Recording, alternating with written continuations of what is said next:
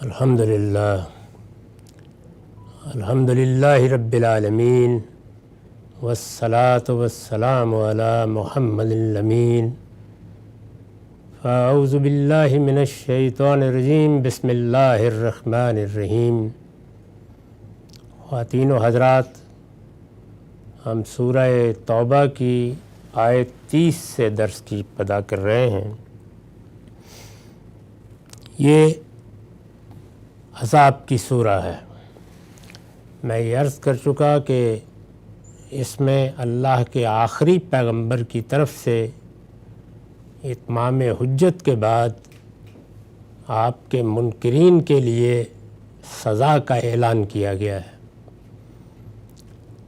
پیچھے مشرکین کے بارے میں بھی بتا دیا گیا کہ ان کے ساتھ کیا معاملہ ہوگا، اور آپ کے مخاطبین میں جو دوسری جماعت تھی یعنی اہل کتاب کی جماعت، اس کے بارے میں بھی بتا دیا گیا کہ اس کے ساتھ کیا معاملہ ہوگا۔ اب یہ بتایا جا رہا ہے کہ اللہ کے پیغمبر کا انکار ان لوگوں نے کیا ہے، تو یہ محض انکار ہی نہیں ہے، اس کے ساتھ ان کے جرائم اس سے بھی زیادہ سنگین ہیں۔ چنانچہ فرمایا ہے کہ وقالت الیہود عزیر ابن اللہ وقالت النصارى المسیح ابن اللہ،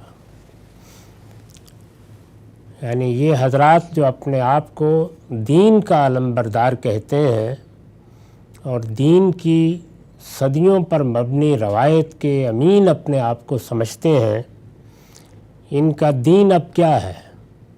ان کا دین اب یہ ہے کہ یہودی کہتے ہیں کہ عزیر خدا کے بیٹے ہیں، اور نصارہ کہتے ہیں کہ مسیح خدا کے بیٹے ہیں۔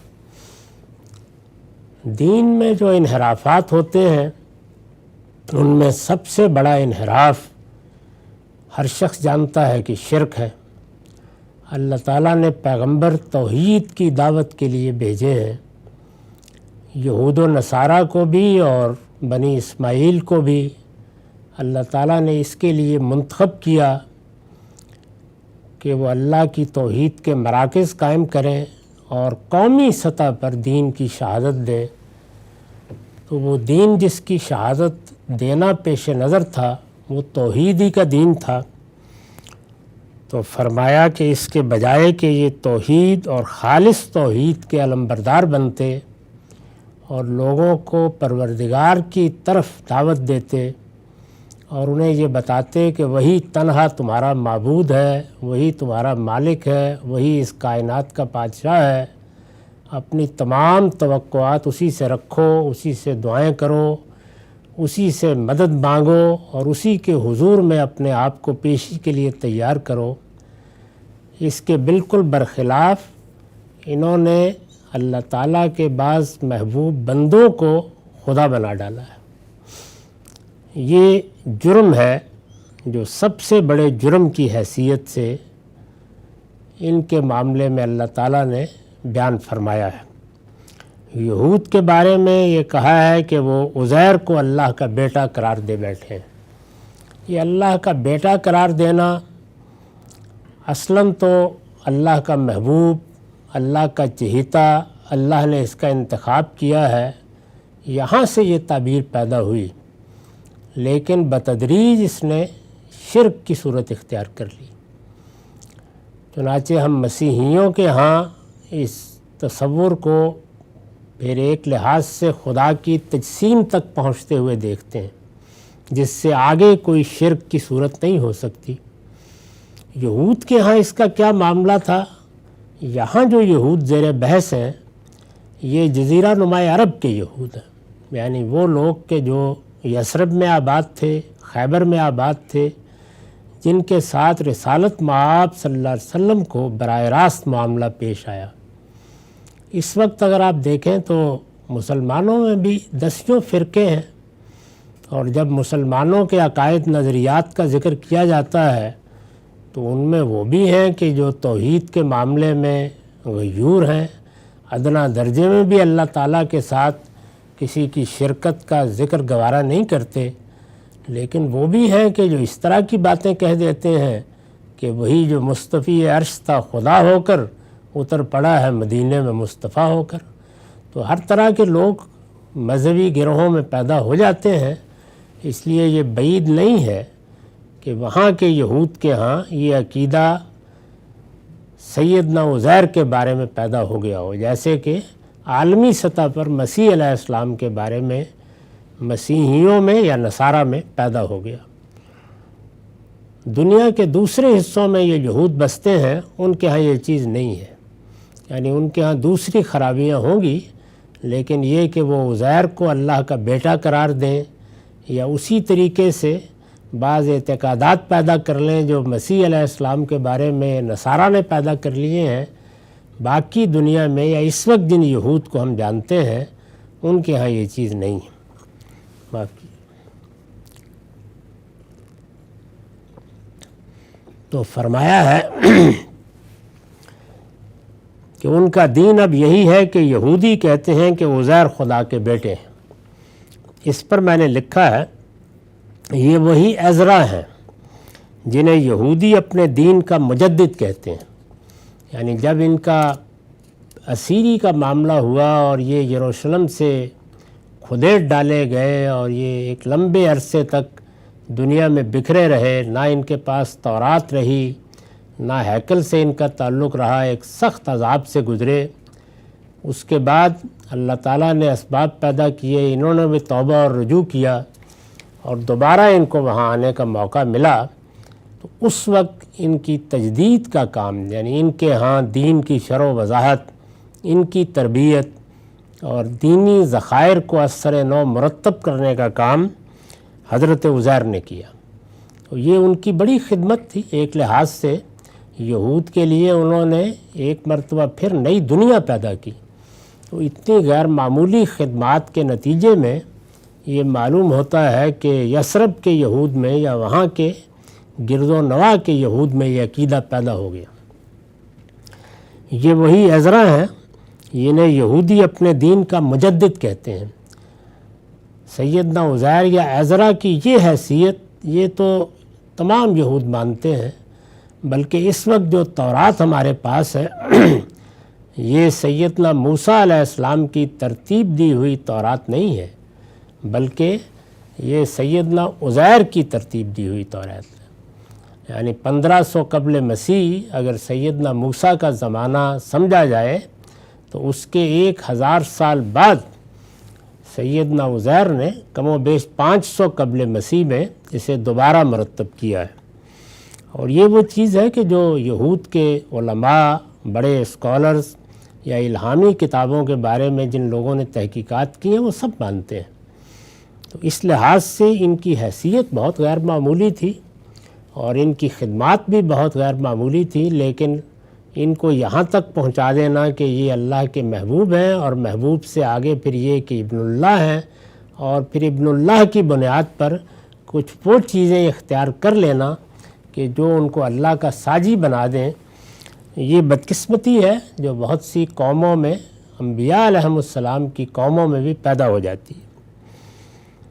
یہ وہی عزرا ہیں جنہیں یہودی اپنے دین کا مجدد کہتے ہیں۔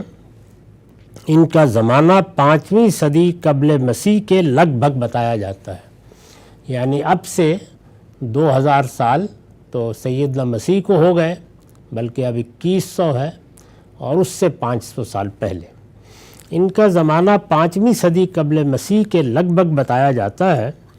یہودی اپنے دور ابتلا میں تورات کو گم کر بیٹھے تھے، یعنی وہ جو زمانہ آیا ہے ان کا جس میں ان کے اوپر اللہ تعالیٰ نے ایک لحاظ سے عذاب نازل کر دیا اور یہ سب گرفتار ہو کے اسیر بنا کے، بہت دردناک داستان ہے، وہاں سے نکال دیے گئے۔ تو یہ زمانہ ان کے بڑے ابتلا کا زمانہ ہے۔ یہودی اپنے دور ابتلا میں تورات کو گم کر بیٹھے تھے۔ کہا جاتا ہے کہ انہی عزرا نے اسے اپنی یادداشت سے اثر نو مرتب کیا، یعنی اس میں چونکہ تورات کے اوراق بکھیر دیے گئے، ان کو اس کا کوئی نسخہ رکھنے کی اجازت نہیں دی جاتی تھی، تو لوگوں نے زیادہ تر یاد کیے رکھا۔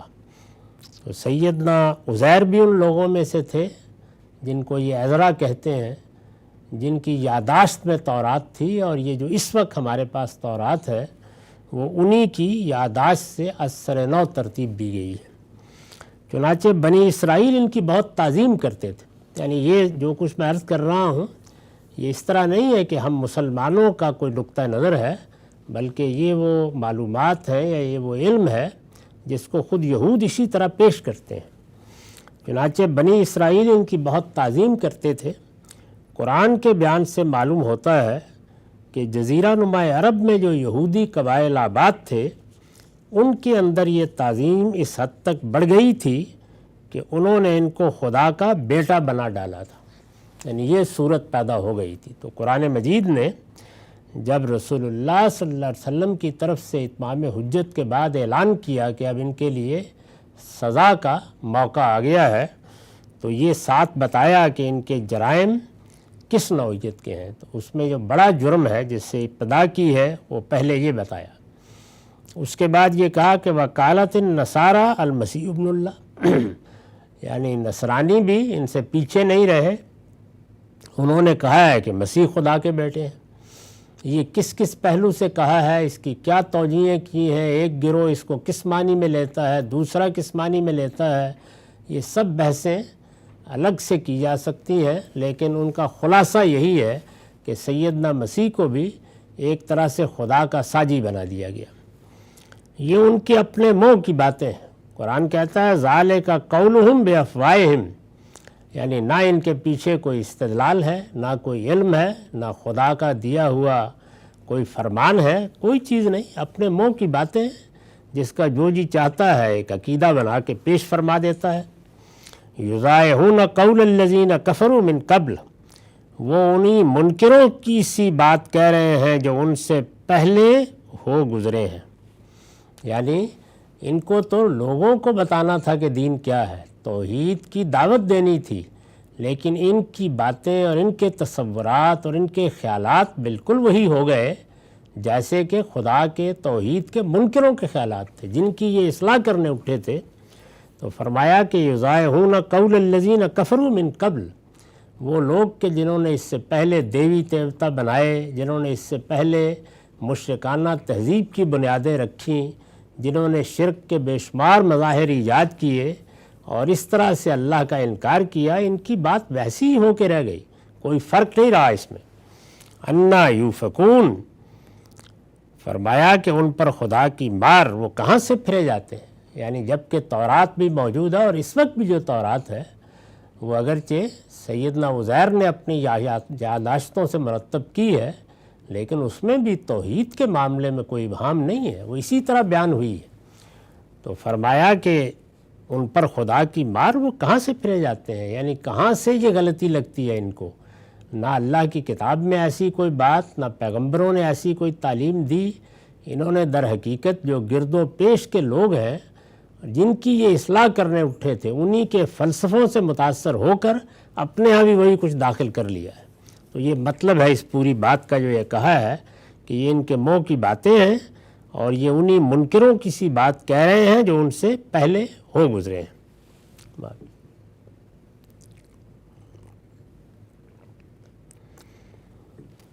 یہ جو فرمایا کہ جو ان سے پہلے ہو گزرے ہیں، اس پر حاشیہ ہے، یہ ان مشرک اقوام کی طرف اشارہ ہے جو اپنی دیو مالاؤں میں آفتاب کو خدا بنا کر اس کے لیے بیٹا فرض کیے ہوئے تھے۔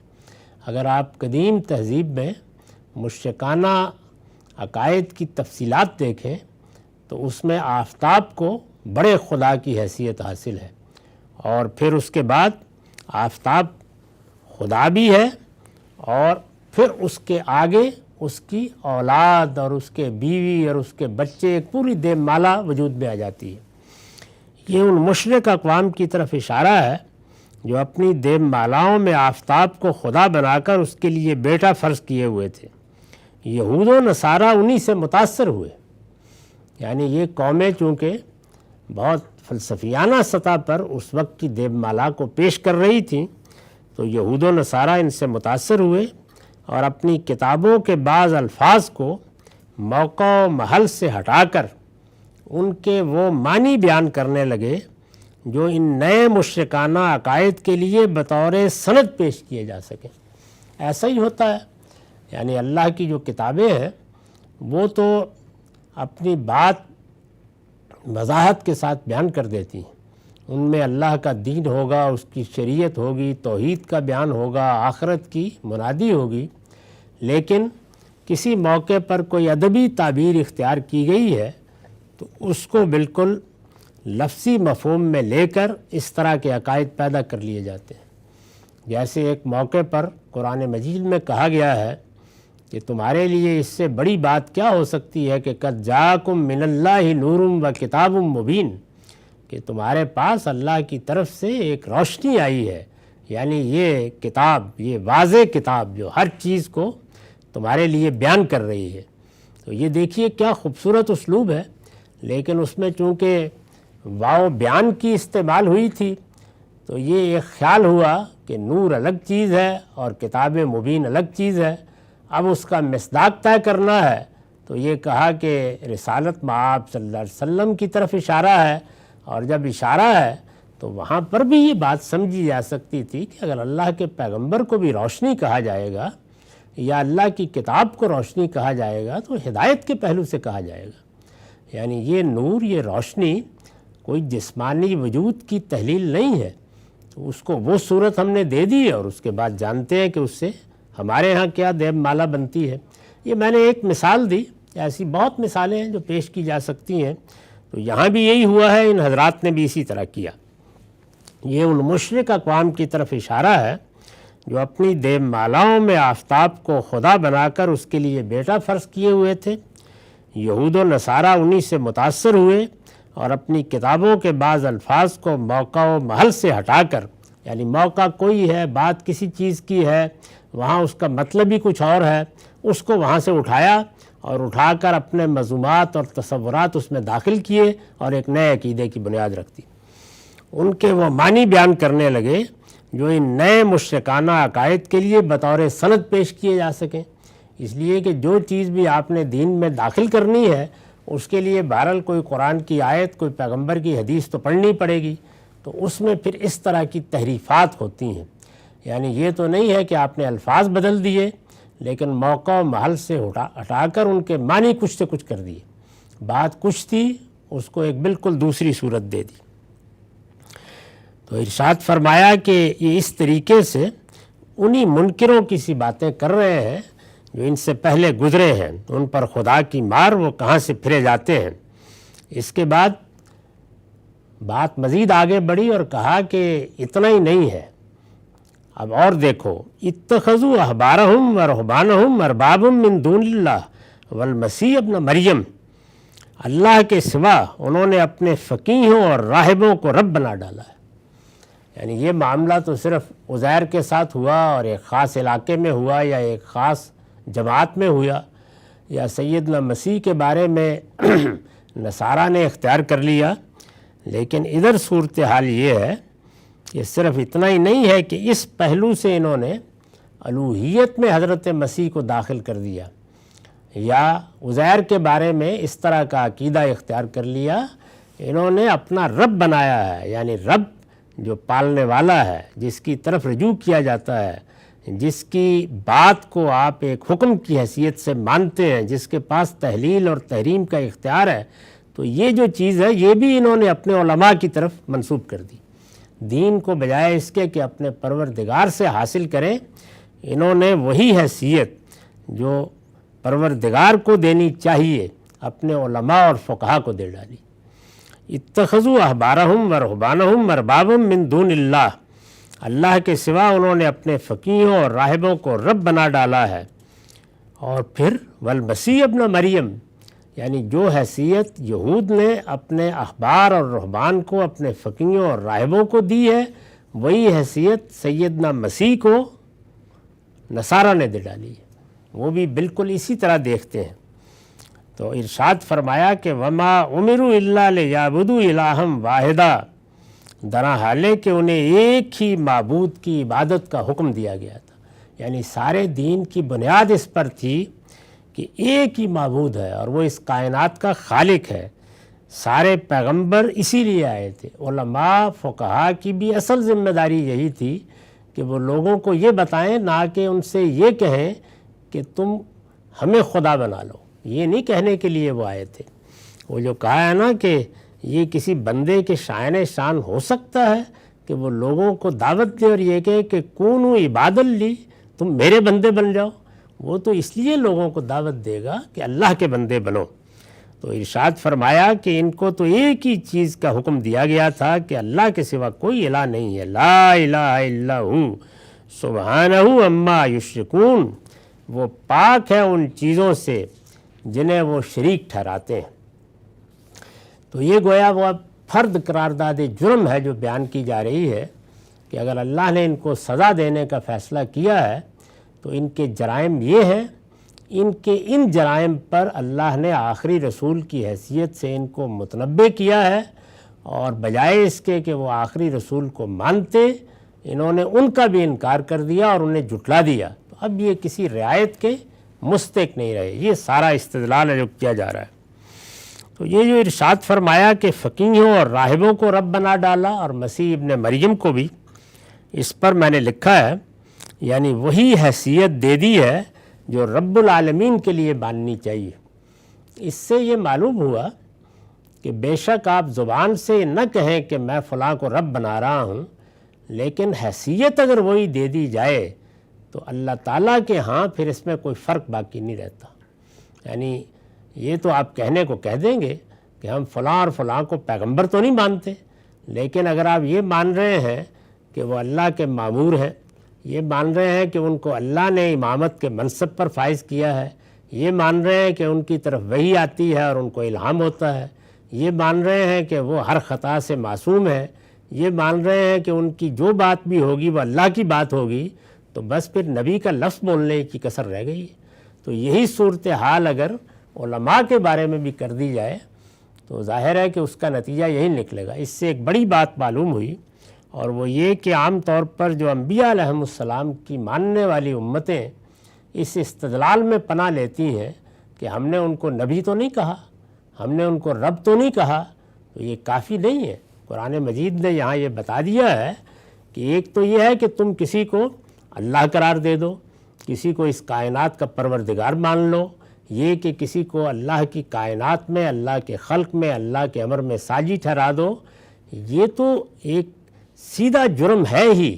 یہ بھی جرم ہے کہ کسی کے لیے وہ اختیارات مان لو جو اللہ ہی کے ہونے چاہیے، وہ حیثیت مان لو جو اللہ ہی کی ہونی چاہیے، تو یہ بھی اسی طرح کا جرم ہے۔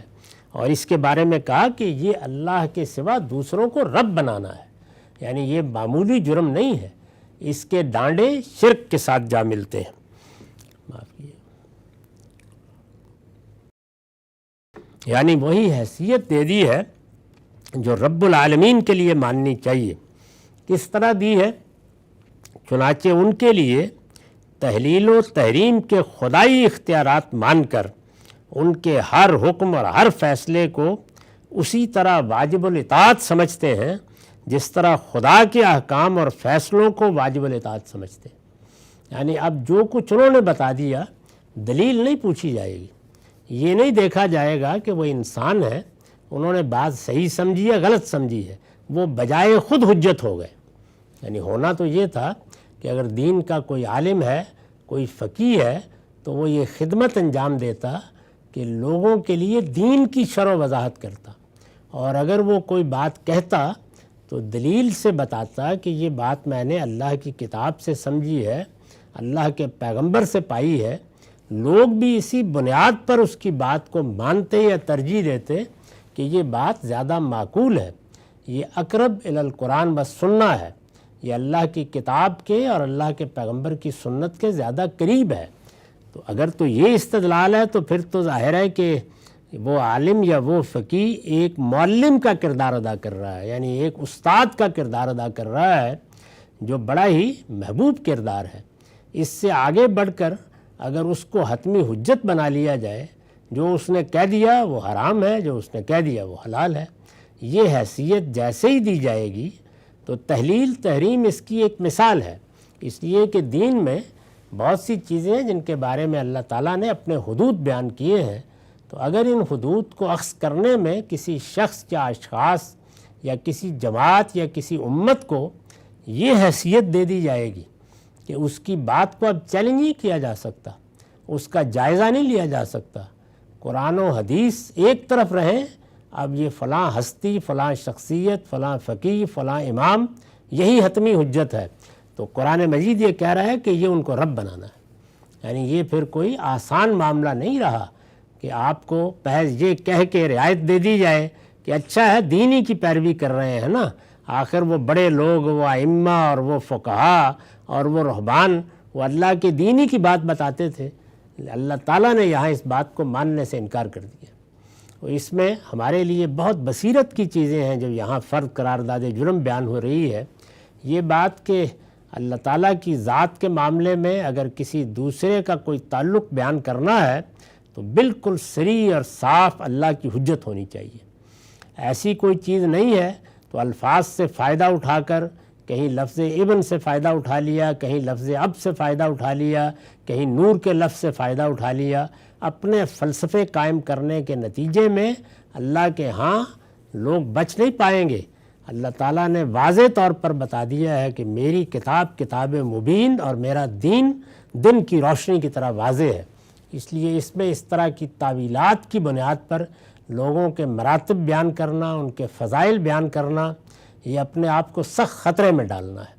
اور یہاں واضح طور پر بتا دیا ہے کہ اس طرح کی تعویلیں جو کی جاتی ہیں کہ اصل میں تو ہم یوں کہہ رہے ہیں اور اصل میں یہ کہہ رہے ہیں، اللہ تعالیٰ ان کو قبول نہیں کرتے۔ وہ یہ کہتے ہیں کہ توحید کے معاملے میں اس طرح کی چیزیں نہیں، سیدھی بات کرو، اس کائنات کا تنہا معبود، تنہا مالک، تنہا خالق صرف وہی ہے جس نے اس کائنات کو بنایا ہے۔ اس طرح توحید کی دعوت اور اس کے مقابل میں کسی دوسرے کے لیے کوئی اختیار، کسی دوسرے کے لیے کوئی حیثیت اللہ تعالیٰ کی صریح سند کے بغیر تصور کرنا بھی یہ کسی مسلمان کے شأن شان نہیں ہے۔ یہ بتا دیا، اور یہ بھی بتا دیا اس کے ساتھ کہ جس وقت تم کسی کو کوئی حیثیت دیتے ہو تو اگرچہ تم رب کا یا الہ کا یا معبود کا یا نبی کا یا امام کا لفظ استعمال نہیں کر رہے، لیکن اگر نتائج وہی ہیں اور حیثیت وہی دی جا رہی ہے تو اللہ کے ہاں یہ چیز بھی قبول نہیں ہوگی۔ اس لیے کہ توحید کے معاملے میں یہ کوئی استدلال ہی نہیں ہے کہ اس میں حرج کیا ہے، وہاں تو یہ ہے کہ ذرہ برابر بھی اگر شبہ ہو رہا ہے تو حرج ہی حرج ہے۔ یعنی اس سے بالا تر ہو کر آدمی کو بس اس بات کی گواہی دینی ہے کہ اللہ کے سوا کوئی الہ نہیں۔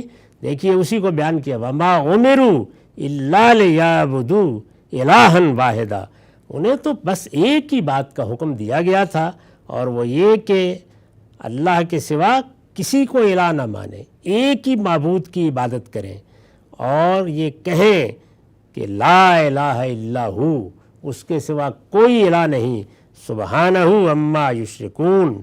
تو اس طرح گویا یہ بتا دیا کہ ان لوگوں نے یہ جرم ہے جس کا ارتکاب کیا ہے۔ تو اپنے احبار اور رہبان کے لیے، اپنے فقیہوں کے لیے خدائی اختیارات مانیں، اور ان کے مقابلے میں کتاب الہی کی کوئی صریح آیت اور پیغمبر کا کوئی واضح ارشاد بھی پیش کر دیا جائے تو اسے کوئی اہمیت نہیں دیتے۔ یعنی آپ جو جی چاہے کر لیں، ان کا اصرار ہوگا کہ نہیں یہ تو ہمارے امام کی بات ہے، یہ تو ہمارے فلاں عالم کی بات ہے۔ آخر میں یہ فرمایا کہ وہ پاک ہیں ان چیزوں سے جنہیں وہ شریک ٹھہراتے ہیں۔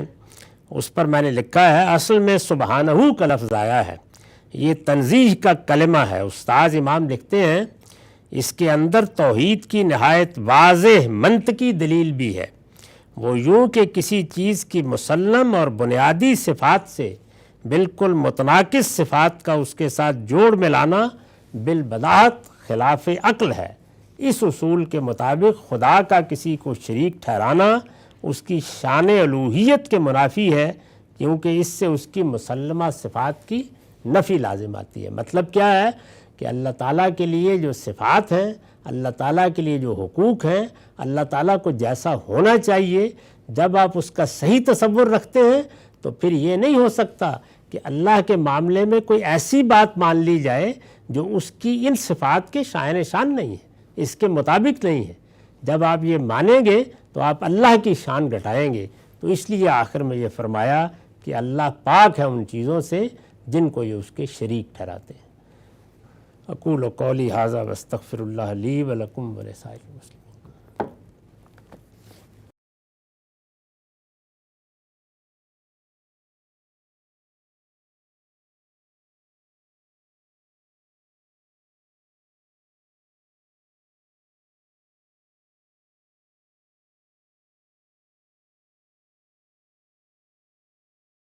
الرحمن الرحیم۔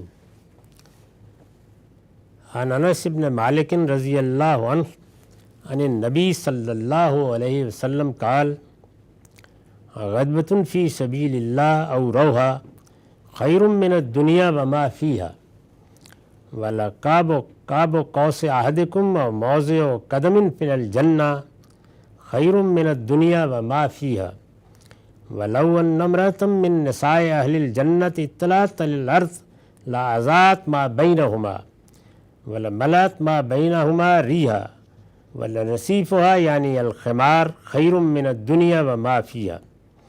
انس بن مالک رضی اللہ عنہ سے روایت ہے کہ نبی صلی اللہ علیہ وسلم نے فرمایا، اللہ کی راہ میں جہاد کے لیے ایک صبح یا ایک شام کا سفر دنیا اور اس کی ہر چیز سے بڑھ کر ہے۔ یہ قرآن مجید سے بھی معلوم ہوتا ہے کہ اگر کسی موقع پر اللہ کی راہ میں کوئی قدم اٹھانے یا جہاد کرنے یا اللہ کی راہ میں کوئی غیر معمولی اقدام کرنے کا موقع آ جائے اور اللہ کی طرف سے اس کا حکم ہو تو پھر سب سے بڑا خیر وہی ہوتا ہے۔ عام حالات میں اللہ کے دین کے تقاضے اور ہیں، لیکن اگر کبھی جس طرح کے پیغمبر کی بعثت کے ساتھ ہوا، اللہ تعالیٰ یہ فرماتے ہیں کہ اب میں نے تمہارے جان و مال کا نذرانہ مانگ لیا ہے، تو بندہ مومن کو اس میں پھر دریغ نہیں کرنا چاہیے۔ تو یہاں یہ بیان کیا گیا ہے کہ جب اس کا موقع آ جاتا ہے، یعنی جب وہ وقت آ جاتا ہے کہ اب اللہ کی راہ میں جدوجہد کے لیے لوگ نکلیں، اللہ کی راہ میں کوئی بڑا اقدام کیا جائے، قرآن مجید سے معلوم ہوتا ہے کہ یہ اقدام جس طریقے سے جنگ کا ہوتا ہے اسی طرح دعوت کا بھی ہوتا ہے۔ چنانچہ جہاد کا لفظ ان دونوں ہی پہلوؤں سے استعمال ہوا ہے، بلکہ قرآن نے یہ بتایا ہے کہ دعوت یعنی اللہ کا دین پہنچانے کے لیے، اللہ کے دین کی شرح و وضاحت کے لیے جو جدوجہد کی جاتی ہے یہ جہاد کبیر ہے، وجاہد بہ جہاداً کبیرہ۔ تو قرآن مجید نے یہ دونوں تعبیریں اختیار کی ہیں اور دونوں اس میں موجود ہیں۔ حضور نے فرمایا کہ جب کوئی آدمی اللہ کی راہ میں اس طرح کی کوئی جدوجہد کرتا ہے، اس کے لیے ایک صبح ایک شام کا سفر یعنی تھوڑی دیر کے لیے بھی اپنی خدمات پیش کرتا ہے، تو یہ دنیا اور اس کی ہر چیز سے بڑھ کر ہے، بہت بڑی نیکی، بہت بڑا خیر، اللہ کے ہاں اس کا اجر بہت بڑا ہے، اس لیے کہ یہ عام حالات کا تقاضا نہیں ہوتا، کسی خصوصی صورتحال میں ایسے ہی بلایا جاتا ہے۔ اس کو دنیا میں بھی سمجھ لینا چاہیے، یعنی عام طور پر لوگ کاروبار کرتے ہیں، معاملات دیکھتے ہیں، اپنی ذمہ داریوں کو انجام دیتے ہیں، لیکن اگر کوئی ہنگامی صورتحال پیدا ہو جائے تو قوم کو، ملک کو، اسی طریقے سے انسان کے عقیدے کو خطرہ لاحق ہے، تو پھر سب چیزیں چھوڑ کر لوگ اپنا سب کچھ پیش کرنے کے لیے تیار ہو جاتے ہیں۔ اس طرح کی صورتحال میں ایک صبح ایک شام کا سفر کرنے کے برابر بھی اگر وقت دیا گیا ہے تو یہ دنیا اور اس کی ہر چیز سے بڑھ کر ہے۔ فرمایا جنت میں تمہارے کسی شخص کی ایک کمان کے برابر یا ایک قدم جتنے فاصلے کی جگہ دنیا اور اس کی ہر چیز سے بڑھ کر ہے۔ یعنی یہاں پر کسی آدمی کو اگر ایک سلطنت بھی مل گئی ہے تو یہ سلطنت اگر بر اعظموں پر پھیلی ہوئی ہے تب بھی عارضی ہے، کچھ معلوم نہیں کہ کب یہ سب کچھ چھن جائے۔ معمولی بیماری، معمولی تکلیف بالکل بے بس کر کے بڑے سے بڑے بادشاہ کو بھی اوندے منہ گرا دیتی ہے، تو اس کی کوئی حیثیت نہیں ہے۔ اس کے مقابل میں فرمایا کہ جنت میں تو اگر ایک کمان کے برابر بھی جگہ مل جائے، ایک قدم جتنی جگہ بھی مل جائے تو کیا ملا ہے؟ یہ ذرا حقیقت تقابل کر کے بتانا ہوتا ہے کسی چیز کی عظمت کیا ہے، یعنی اس کے نتیجے میں تمہیں کیا مل رہا ہے۔ تو وہاں جو مل رہا ہے وہ یہ ہے کہ ابدی زندگی ہے، جو چاہو گے مل جائے گا، تو دنیا کے ساتھ اس کا کوئی حقیقت میں تقابل ہی نہیں ہے۔ تو فرمایا کہ اگر وہاں ایک کمان کے برابر یا ایک قدم جتنے فاصلے کی جگہ بھی مل جائے تو یہ دنیا اور اس کی ہر چیز سے بڑھ کر ہے۔ یعنی جس طرح اللہ کی راہ میں اگر جدوجہد کی اور کوئی 2 گھنٹے بھی دے دیے تو اس سے بڑی کوئی نیکی نہیں ہے۔ بالکل اسی طریقے سے اگر تھوڑا سا فاصلہ بھی طے کر دیا ہے اور اس کے صلے میں اللہ تعالیٰ نے جنت میں داخل کر دیا اور قدم رکھنے کی جگہ بھی دے دی، بڑی اچھی ایک خوبصورت ادبی تعبیر ہے، تاکہ انسان بالکل تقلیل کے انداز میں یہ سمجھ سکے کہ دنیا کی سلطنتوں کے مقابل میں بھی جنت میں قدم رکھنے کی جگہ کی حیثیت کیا ہے، وہ کتنی بڑی چیز ہے۔ جنت کی عورتوں میں سے کوئی عورت اگر روئے زمین کی طرف جھانک کر دیکھ لے تو آسمان سے لے کر زمین تک ہر چیز کو روشن کر دے۔ یعنی دنیا میں انسان جن چیزوں کی وجہ سے اپنے آپ کو بھی کھوتا ہے، بعض اوقات اپنے ایمان و عقیدہ کو بھی کھو دیتا ہے، اور بعض اوقات اعلیٰ اخلاق کے معاملے میں بھی پستی اختیار کر لیتا ہے، ان میں ظاہر ہے کہ اقتدار ہے، ان میں بعض علوم و فنون ہیں جن کی کشش انسان کو کہیں سے کہیں متکبر بنا دیتی ہے۔ اسی طرح سے جہاں جہاں اللہ نے حسن رکھا ہے، اور وہ ظاہر ہے کہ عورتوں میں آخری حد میں ہوتا ہے، تو اس میں بھی ایک کشش رکھ دی گئی ہے۔ اس کا تقابل کر کے بتایا کہ جن چیزوں کو تم یہاں بڑی اہمیت دیتے ہو، تو ان میں اگر عورتوں ہی کو لے لو تو جنت کی عورتوں میں سے کوئی عورت اگر روئے زمین کی طرف جھانک کر دیکھ لے تو آسمان سے لے کر زمین تک ہر چیز کو روشن کر دے اور ہر چیز کو خوشبو سے بھر دے۔ فرمایا اس کی تو اوڑھنی تک دنیا اور جو کچھ اس میں ہے اس سے کہیں بڑھ کر ہے۔ یعنی نہ وہاں کے لباس، نہ وہاں کے حسن، نہ وہاں کی نعمتوں کا تقابل کیا جا سکتا ہے، نہ اس کا کوئی تصور یہاں قائم ہو سکتا ہے۔ یہ بتا دیا گیا کہ دنیا میں جو کچھ تم آخری درجے میں تصور کر سکتے ہو کہ یہ نعمت ہوگی اور یہ حسن ہوگا اور یہ اقتدار ہوگا اور یہ جمال ہوگا، وہ سب کچھ ایک طرف، اور وہاں کے حسن کی، وہاں کے جمال کی، وہاں کی نعمتوں کی ایک جھلک ایک طرف۔ تو یہ گویا ایک عمدہ ادبی اسلوب میں تقابل کر کے بتایا ہے کہ دنیا کو معمولی چیز سمجھتے ہو تو پھر تمہارے اندر جنت کی حقیقی قدر و قیمت پیدا ہوگی، اور اگر دنیا کو بڑی چیز سمجھ لیتے ہو اور اسی کی نعمتوں اور اسی کے اقتدار اور اسی کی فضیلتوں کے پیچھے بھاگنا شروع کر دیتے ہو تو تمہیں اندازہ نہیں ہو سکتا کہ اس کے مقابل میں اللہ کی جنت کیا ہے۔ اللہ کی جنت تو زمین و آسمان کی وسعتوں کا احاطہ کیے ہوئے ہے، وہ تمہارے خیالات میں آ نہیں سکتی کیا چیز ہے وہ، تو اس کو اس طرح سے سمجھانے کی کوشش کی ہے۔ میں نے لکھا ہے کہ اس طرح کی تعبیرات سے، یعنی یہ جو تعبیریں اختیار کی گئی ہیں کہ ایک صبح یا شام کا سفر دنیا اور اس کی ہر چیز سے بڑھ کر ہے، یا جنت میں ایک قدم رکھنا یہ دنیا کی سلطنتوں سے بڑھ کر ہے، یا یہ بتانا کہ جنت کی عورتوں کے بارے میں یہ خیال نہ کرو کہ تمہارے ہاں کی جو عورتیں ہیں یا تمہارے ہاں کا جو حسن ہے ان کے ساتھ تم کوئی تقابل کر سکتے ہو، وہ تو ایک نگاہ بھی اگر ڈال دیں تو زمین آسمان ہر چیز کو روشن کر دیں۔ تو یہ جو تعبیریں اختیار کی گئی ہیں، اس طرح کی تعبیرات سے مقصود کسی معمولی چیز کے ذکر سے بڑی بڑی چیزوں کی شان اور قدر و قیمت کی طرف توجہ دلانا ہوتا ہے۔ یعنی یہ ادبی اسالیب ہیں، ان کو ماپنے نہیں بیٹھ جانا چاہیے، اس سے در حقیقت تصور دلانا پیش نظر ہوتا ہے۔ یہی اسلوب قرآن میں بھی بعض موقعوں پر اختیار کیا گیا ہے۔ اللہ تعالیٰ کی آیات کیا ہیں، اللہ کے کلمات کی کیا وسعت ہے، اس کے لیے بھی ظاہر ہے کہ یہ تعبیریں اختیار کی گئی ہیں۔ تو مقصد کیا ہے کہ اللہ کی شان، اللہ کی قدر اس کو سمجھو، اسی طرح جنت کیا ہے، جنت کی شان اور جنت کی قدر کو سمجھو۔ تو یہ مقصود ہوتا ہے اس کا۔ وآخر دعوانا الحمدللہ رب العالمین۔ اب 10 منٹ کا وقفہ ہے، اس کے بعد سوالوں کی نشست ہوگی، اور کل بھی انشاءاللہ العزیز قرآن مجید ہی کا درس ہوگا۔ میزان اب صرف مہینے کے آخری ہفتے اتوار کو پڑھائی جائے گی۔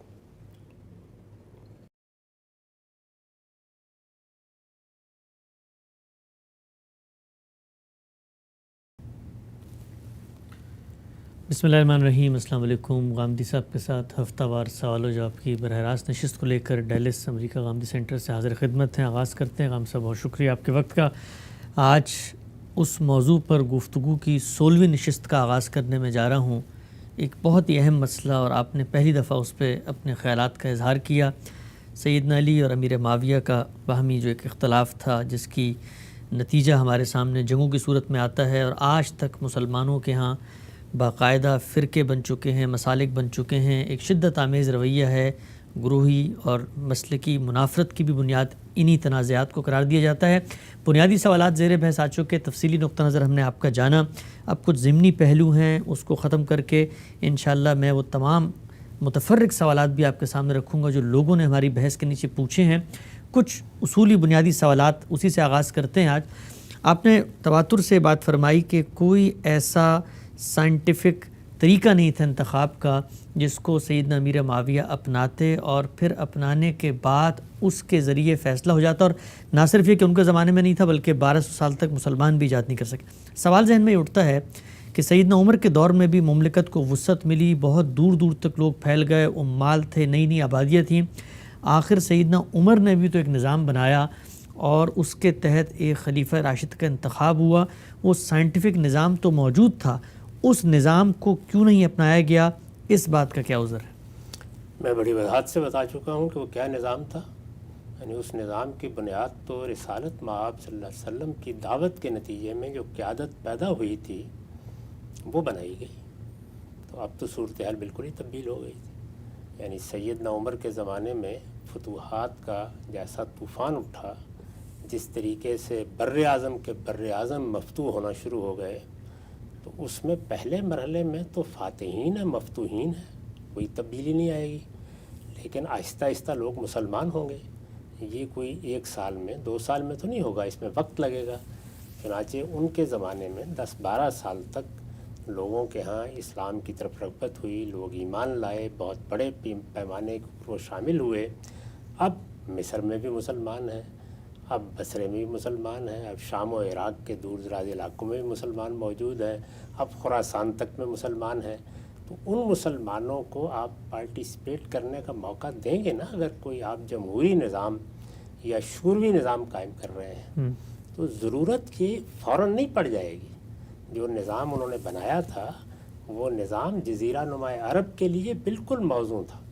یعنی جزیرہ نما عرب میں قریش کو سیادت حاصل تھی، رسالت مآب صلی اللہ علیہ وسلم نے رہنمائی فرما دی، اس کے نتیجے میں جو انصار کے اور قریش کے درمیان قضیہ پیدا ہو سکتا تھا اس کا خاتمہ ہو گیا۔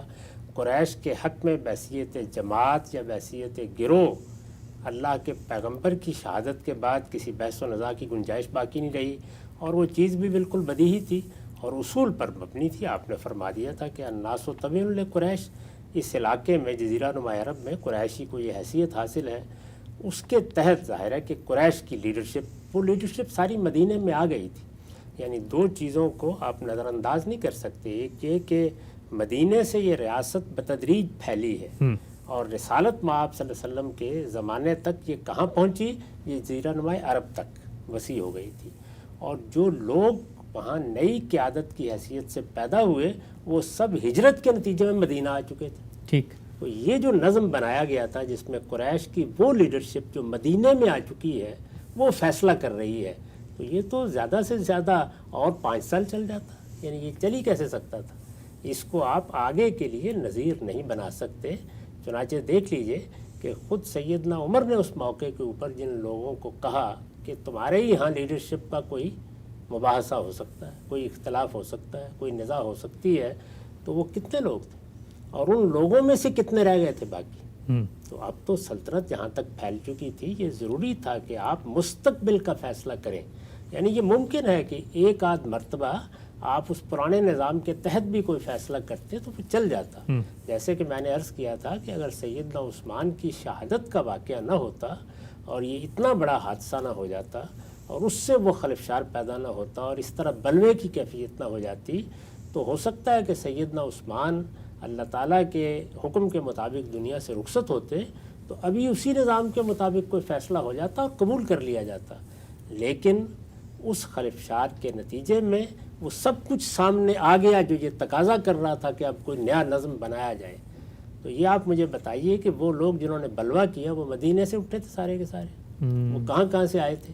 تو اس کا مطلب ہے کہ لوگ اب دور دراز جگہوں پر اپنے حقوق کا شعور بھی پیدا کر چکے تھے، وہ اعتراضات بھی کر رہے تھے غلط یا صحیح، اور وہ یہ مطالبہ بھی کرتے تھے کہ ہمارا بھی کوئی حصہ ہونا چاہیے اس کے اندر۔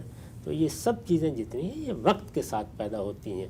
جو نظم بنایا تھا رسالت مآب صلی اللہ علیہ وسلم کے بعد، وہ نظم زیادہ سے زیادہ بھی اگر چلتا تو ایک اور انتخاب تک چل سکتا تھا. ٹھیک. اس کے بعد تو بہرحال جو لاکھوں کی تعداد میں لوگ مسلمان ہو رہے تھے ان لوگوں کو یا آپ نمائندگی دیں گے یا اس کی جگہ کوئی اور نظام بنائیں گے. اس کے سوا آپ کے پاس کوئی راستہ باقی نہیں رہ گیا. ٹھیک. اچھا غام صاحب، آپ کی بات کو سمجھنے کے لیے یہ جو منطقی ذہن ہوتا ہے چیزوں کو دیکھتا ہے کہ بھئی سلطنت چونکہ وہاں بھی وسعت پا چکی ہے جو سیدنا عمر کے دور میں ہے اور سیدنا عثمان کے بعد بھی پا چکی ہے، وہاں ایک نظام تھا. سوال میں پوچھنا چاہتا ہوں کہ پھر کیا سیدنا عمر نے وہ جو وسعت پائی ہوئی سلطنت تھی اس کی اندر سے لیڈرشپ کو اٹھا کے عوام کی امنگوں کے مطابق لوگوں کو لا کے اس انتخاب میں شامل نہیں کیا، بلکہ جو مدینہ کے اندر لیڈرشپ تھی وسعت کے باوجود انہی کے اندر فیصلہ رکھا؟ اس کی وجہ میں نے بتائی نا آپ کو کہ ابھی تو وہ مفتوحہ علاقے ہیں. یعنی یہ ایسا نہیں ہو رہا کہ جیسے ہم نے پاکستان بنایا تھا. ذرا کبھی غور کر کے دیکھیے قبائلی علاقوں کو آپ نے کب یہ موقع دیا ہے کہ وہ آپ کے نظام کا حصہ بن جائیں. یہ دور جدید میں اس 21ویں صدی میں یہ ابھی سال 2 سال کی بات بھی نہیں ہے. 70 سال گزار دیے آپ نے. تو وہاں آپ یہ کیسے تقاضا کرتے ہیں کہ 10 منٹ کے اندر اندر مفتوحہ علاقوں کو شامل کر لینا چاہیے تھا. میں یہ گزارش کر رہا ہوں کہ سیاسی چیزوں کو سیاسی طریقے سے سمجھیے. جب وسعت ہوتی ہے اور خاص طور پر فتوحات کے نتیجے میں وسعت ہوتی ہے تو پہلے امن و امان قائم کیا جاتا ہے. پہلے مفتوحہ قومیں اپنی حیثیت کے لحاظ سے بیہیو کرنا سیکھتی ہیں. پھر ظاہر ہے کہ آپ ایک دعوت لے کے اٹھے ہیں.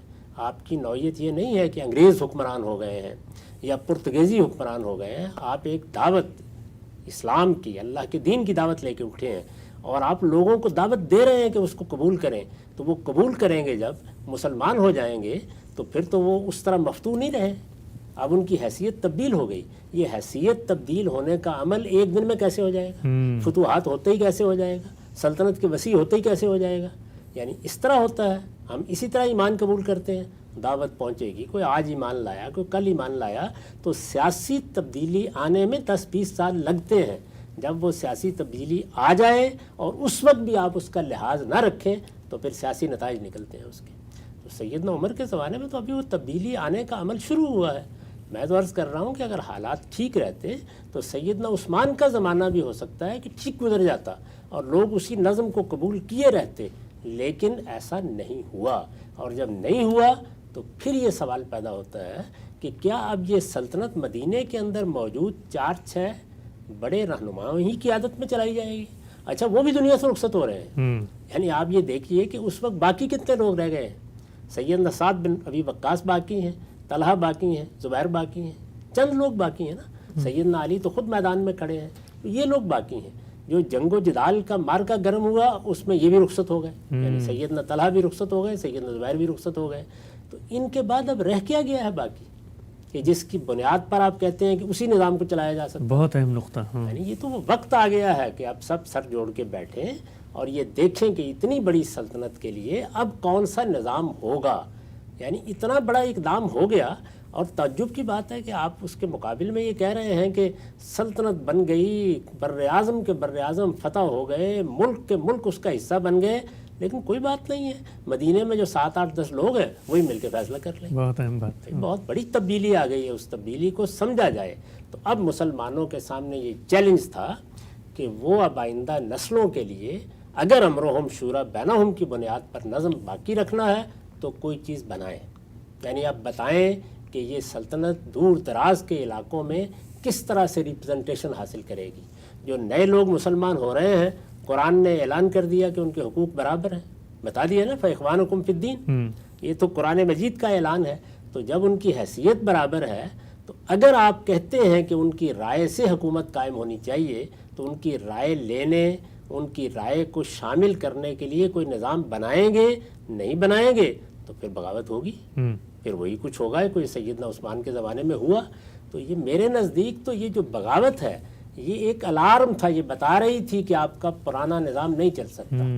یہ لوگ جو مختلف علاقوں سے آ گئے تھے یہ آپ کو بتا رہے تھے کہ آپ کے نظام میں اب تبدیلی آنی چاہیے. یہ بھی بہت اہم بات ہے. ہم سب جب اس کو نہیں سنا گیا تو پھر وہ آہستہ آہستہ آگے بڑھتی چلی گئی. یعنی خود بغاوت بھی اصل میں اسی چیز کی غمازی تھی کہ نیا سیاسی نظام، نیا طریقہ ہاؤس آف ریپرزینٹیٹیو کو بنانے کا پیدا ہونا چاہیے. صحیح. ٹھیک آگے اس بڑھا. کے سوا کوئی چارہ نہیں تھا آپ کے پاس.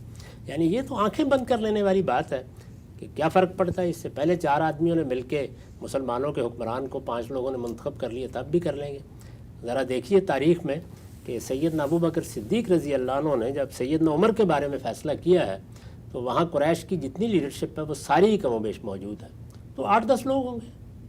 آپ زیادہ سے زیادہ گنیں گے، انصار کے لیڈروں کو شامل کر دیں 15 لوگ ہوں گے، یہ سب مدینے میں ہیں، ان کو دعوت نے پیدا کیا ہے۔ اس وقت کے لیے یہ نہایت موزوں ارباب حل و عقد ہیں، انہی کی بنیاد کے اوپر ریپرزنٹیشن ہو رہی ہے، لیکن آپ کہتے ہیں کہ اسی کو جاری رکھنا چاہیے۔ یعنی اتنی بڑی تبدیلی آنے کے بعد اسے ہی جاری رکھنا چاہیے، اور دلیل کیا ہے کہ حضرت عمر نے کیوں نہیں کیا؟ بھائی حضرت عمر نے نہیں کیا، تھوڑی دیر کے لیے مان لیں کہ غلطی ہو گئی، نہیں کیا بالفرض، یعنی میرے نزدیک تو کوئی غلطی نہیں ہوئی، اس وقت ابھی صورتحال میں وہ تبدیلی آئی ہی نہیں ہے، لیکن نہیں کیا انہوں نے، اور وہ اس کو اس طرح سے نہیں دیکھ سکے، تو آپ نہیں دیکھیں گے تو زمینی حقائق تبدیل ہو جائیں گے، وہ اٹھیں گے اور اپنا وجود منوا لیں گے۔ چنانچہ نہیں دیکھا اگر تو پھر کیا ہوا؟ پھر یہ ہوا کہ سیدنا عثمان کے خلاف بغاوت مدینے کی لیڈرشپ نے نہیں کی، پھر مصر سے اور بصرہ سے اور کوفہ سے لوگ آ گئے اور انہوں نے آگے دیکھیے کیا صورتحال پیدا کر دی، مدینے پر قبضہ کر لیا، امہات المومنین تک کے عزت و وقار کے خلاف بعض اقدامات کیے، مسجد نبی میں اب وہ نمازیں پڑھا رہے ہیں، مسلمانوں کا خلیفہ جو اتنی بڑی سلطنت کا حکمران ہے وہ اپنے گھر سے باہر نہیں نکل سکتا، سیاسی یہ صورتحال پیدا ہو گئی۔ تو سیاسی حالات کی اس تبدیلی کو پہچانیے، ان کو محض آپ بلوائی کہہ کے رد کر دیں گے، اس میں شبہ نہیں کہ وہ بلوائی تھے، اس میں کوئی شبہ نہیں ہے کہ یہ ایک طائفہ باغیہ تھا، لیکن یہ بغاوت کیوں پیدا ہوئی، اس کے سیاسی اسباب دیکھنے چاہیے۔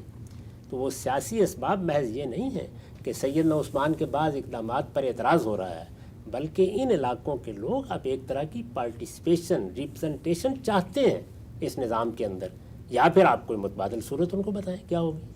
ٹھیک، ہم سب ایک نیا زاویہ نظر آپ نے آج دیا ہے۔ اسی بحث کو میں آگے بڑھاتا ہوں، ایک اور نقد، ایک اور آپ کے نقطہ نظر کو کاؤنٹر کرنے کے لیے جو استدلال نیا سامنے آتا ہے وہ یہ ہے کہ چلیں یہاں تک کی بحث میں آپ سے اتفاق ہے، خود سیدنا امیر معاویہ نے جب یزید کا انتخاب کیا تو اس وقت بھی انتخاب کا جو طریقہ انہوں نے اپنایا تو وہ بھی شورائیت ہی پہ مبنی ہے، ارباب حل و عقد کا ایک ہاؤس آف ریپرزنٹیٹیو موجود ہے، انہی کے ذریعے انتخاب کروایا گیا ہے، انہی کی تصویب، تائید اور انہی کے کہنے پر یزید کو مقرر کر دیا گیا ہے۔ سوال یہ ہے کہ نظام تو پھر سیدنا امیر معاویہ کے دور میں بھی جیسا بھی تھا، بہرکیف شورائیت 3 کا وہ جو اصولی نقطہ نظر وہ بھی تو موجود تھا، وہ بھی مشورہ کر رہے ہیں، بس مشورے میں لازم کر دیا گیا کہ انتخاب صرف میرے فرزند کا ہونا ہے اور کسی کا نہیں ہونا۔ دیکھیے یہ دو بالکل الگ الگ باتیں ہیں، ان کو ملانا نہیں چاہیے۔ یا تو آپ یہ کہیے کہ اسلام کا اصول صرف یہ ہے کہ کوئی شخص جہاں سے چاہے آئے، آسمان سے نازل ہو جائے، تلوار سے حکومت پہ قبضہ کر لے، کوئی فرق نہیں اس سے پڑتا کہ وہ کسی ملٹری کا سربراہ ہے اور ایک دن مارشل لا لگا کے تختہ الٹ دے، بس اس کو مشورہ کرنے کا پابند کیا گیا ہے۔ تو یہ تو بڑا آسان معاملہ ہے، اس میں تو کوئی فرق نہیں پڑتا، ہر آدمی یہ کام کر لے گا۔ نہیں، اگر امرہم شورا بینہم بنیاد ہے تو اس کا مطلب ہے کہ اس نظم کو آزادانہ مشورے سے وجود پذیر ہونا چاہیے۔ یعنی جمہوریت صرف اس چیز کا نام نہیں ہے کہ کوئی شخص جہاں سے بھی آئے گا وہ اپنی مرضی کے مطابق مشورہ کر لے گا، چاہے گا قبول کرے گا، چاہے گا قبول نہیں کرے گا۔ کوئی ملوکیت، کوئی آمریت بھی مشورے کے بغیر نہیں چلتی، مشورہ کرنا پڑتا ہے، امراء سے کرنا پڑتا ہے، اعیان و اکابر سے کرنا پڑتا ہے۔ تو معاویہ رضی اللہ عنہ نے بھی مشورہ کیا، لیکن مشورے کا ایک دائرہ تھا جس میں وہ کیا گیا ہے، یعنی وہ ایک بڑا فیصلہ کر رہے تھے، بہت بڑا فیصلہ کر رہے تھے۔ میرے نزدیک وہ فیصلہ محض یہ نہیں تھا کہ میرے بعد میرا بیٹا حکمران ہوگا یا کوئی اور ہوگا، یہ تو بڑا آسان فیصلہ تھا، اس کے لیے کوئی زیادہ تردد کی ضرورت نہیں تھی۔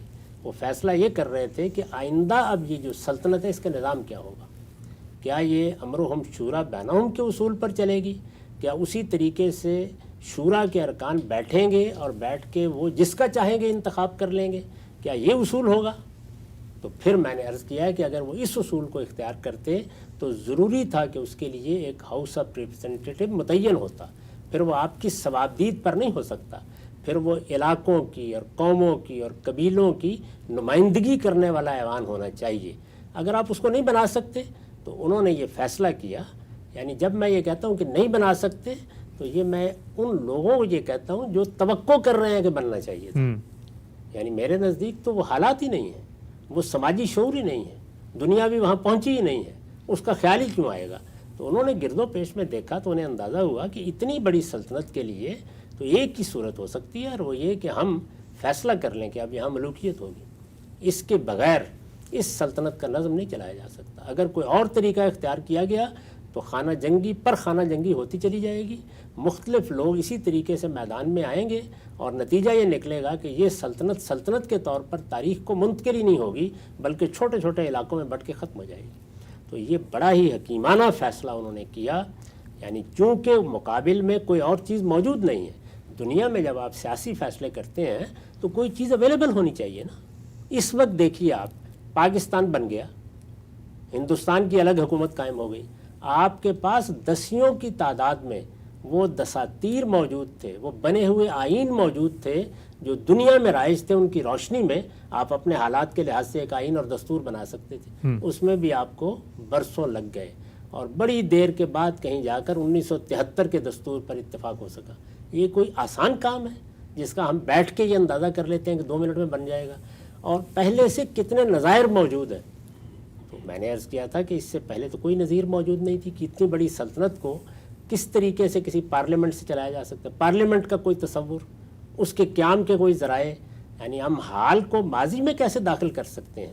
تو اس لیے انہوں نے جو فیصلہ کیا وہ محض یہ فیصلہ نہیں تھا کہ میرے بعد کون حکمران ہوگا، انہوں نے فیصلہ یہ کیا میرے بعد مسلمانوں کا اجتماعی نظم اب کس اصول پر چلے گا۔ ٹھیک، وہ فیصلہ یہ تھا کہ یہ ملوکیت کے اصول پر چلے گا، اور ملوکیت کا لازمی تقاضا ہے کہ خاندان کی حکومت ہوگی، اور خاندان وہ ہونا چاہیے کہ جس کو سیاسی عصبیت حاصل ہو۔ اگر یہ چیز نہیں ہے تو امکان ہی نہیں ہے کہ ملوکیت بھی چل سکے، اور یہ ہمیشہ ذہن میں رکھیے کہ ملوکیت میں بھی فیصلے مشورے ہی سے کیے جاتے ہیں۔ یقیناً انہوں نے فیصلہ مشورے سے کیا، رائے بھی لی، اپنے اعیان و اکابر سے رائے لی، اپنے قریبی لوگوں سے رائے لی، وہ لوگ کے جو میٹر کر سکتے تھے ان سے رائے لی، اپنے قبیلے کے لوگوں سے رائے لی۔ کیا انہوں نے جو اس وقت کنٹیسٹنٹ ہو سکتے تھے ان سب کو بلایا تھا؟ کیا سیدنا حسین کو بلایا تھا؟ کیا عبداللہ بن زبیر کو بلایا تھا؟ کیا عبداللہ بن عمر کو بلایا تھا؟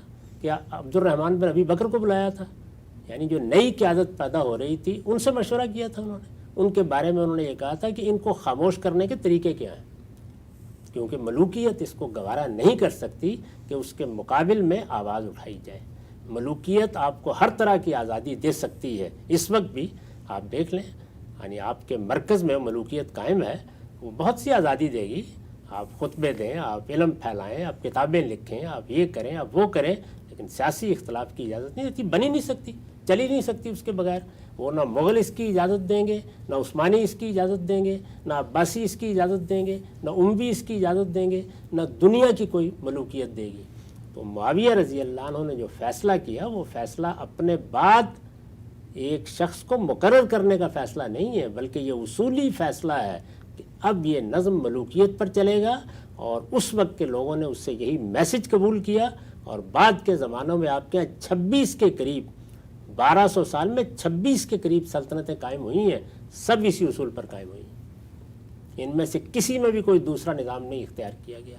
تو یہ وہ تاریخ کا جبر ہے جس کے سامنے آپ کے پاس کہنے کے لیے کچھ بھی نہیں ہے، اس لیے اس میں کسی ایک شخص کو متون نہیں ہونا چاہیے۔ اگر آپ نے کسی کو مجرم قرار دینا ہے تو پھر پوری مسلمان امت مجرم ہے کہ جو کوئی نظام نہیں بنا سکی امرهم شورى بینہم پر، اور بالآخر جب آپ کے نئے ملک بنے اور قومی ریاستیں بنی تو آپ کو مغرب کے بنائے ہوئے نظام کی ہر جگہ نکالی کرنی پڑی۔ ٹھیک ہے، ہم سب بات آپ کی سمجھ میں آ رہی ہے۔ ایک اور ضمنی اشکال آخر میں رکھتا ہوں، ایک مذہبی ذہن کے سامنے آتا ہے، وہ یہ کہ آپ کی پھر اس پوری گفتگو کا حاصل تو یہ ہوا کہ پھر خلافت سے ملوکیت تک کا سفر نہیں ہوا، ملوکیت ہی اصل تھی، پہلے جاری تھی، اسلام آیا، بیچ میں جمہوریت کا تھوڑا سا وقفہ ہے، اور پھر ملوکیت شروع ہو گئی۔ سوال ذہن میں یہ آتا ہے کہ پھر اسلام نے جب ایک اصول دے دیا، ایک بات کر دی، شراب پہ پابندی لگا دی، اس کے بعد سے حرام پہلے بھلے لوگ پیتے ہوں، اور چیزوں کے اندر فیصلہ کر دیا، تو اب سیدنا امیر معاویہ کے دور میں اگر وہ حالات سازگار نہیں تھے تو 20 سال حکومت رہی، سازگار بناتے اس کو، دین کی ہدایت پہ عمل کرنے کی طرف آگے بڑھتے۔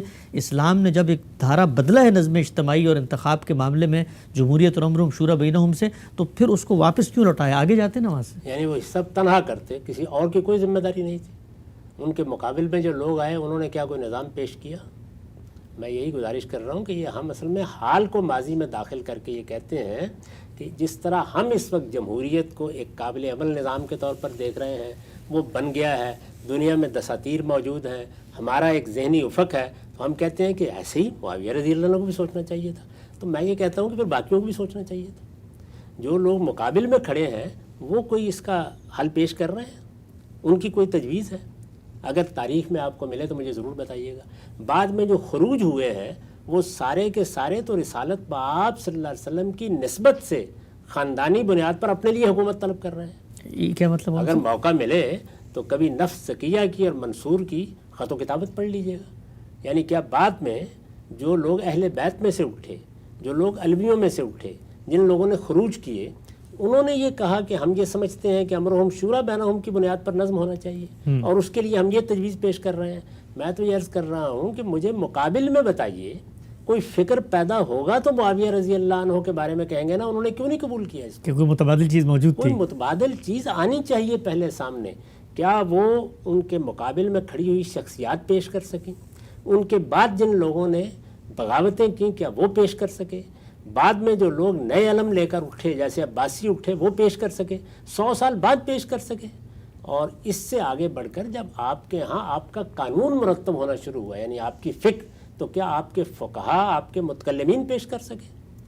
ہمارے ہاں تو بہت معذرت کے ساتھ یہ چیز اجماعی طور پر اختیار کر لی گئی کہ مسلمانوں کے ہاں خلیفہ اب قیامت تک صرف قریشی ہو سکتا ہے۔ یعنی جو فیصلہ رسول اللہ صلی اللہ علیہ وسلم نے اپنے بعد کے لیے کیا تھا اس فیصلے کو مسلمانوں کے علم نے اس طرح سمجھا ہے۔ تو خدا کے لیے آپ اس حال کو ماضی میں داخل کر کے لوگوں کو مجرم نہ ٹھہرائیں۔ مسلمانوں کا پورا علم وہ سارے کے سارے کیا کرنا چاہتے تھے؟ کیا کہیں گے کہ آپ کے تمام فقہا، تمام متکلمین یہ قریش کے اعلی کار بن گئے تھے؟ فکر کی سطح یہی ہے۔ یعنی وہ خیال کرتے ہیں کہ رسول اللہ نے جب کہا تھا کہ الائمۃ من قریش تو اب قیامت تک قریشی ہی ڈھونڈنا پڑے گا۔ یعنی پاکستان بن گیا ہے۔